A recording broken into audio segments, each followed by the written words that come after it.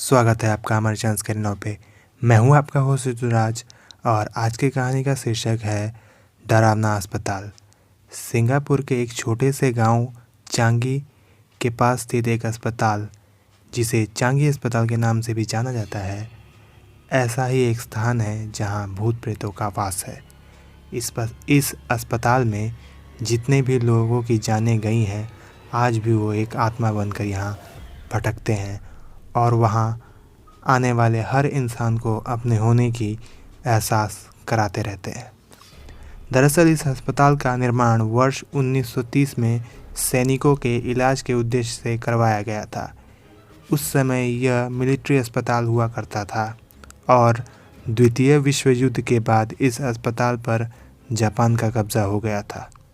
उस समय हजारों की संख्या में जापान के घायल सैनिक इस अस्पताल में लाए गए थे, लेकिन उस समय मेडिकल सुविधाएं कुछ खास उपलब्ध नहीं होती थी।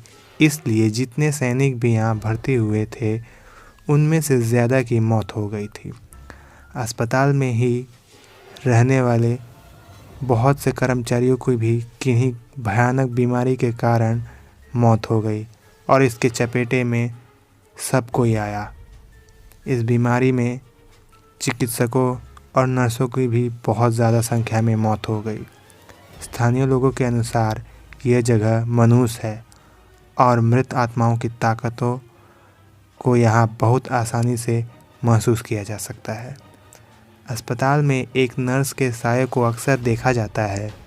कहते हैं एक जवान इलाज कराते समय उस नर्स से कुछ गलती हो गई थी, जिसकी वजह से जवान के परिजनों ने उस लड़की को खूब पीटा और उस समय वो नर्स गर्भवती थी तथा बुरी तरह जख्मी होने के कारण वो नर्स तड़प तड़प कर मर गई और उस गर्भवती अवस्था में ही अस्पताल के चक्कर काटने लगी और रात के समय हर आने जाने वाले को दिखाई देती है।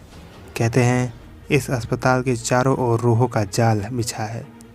यहाँ जाना इतना मजबूत और बहुत ही बहादुर दिल वाले ही काम कर सकते हैं।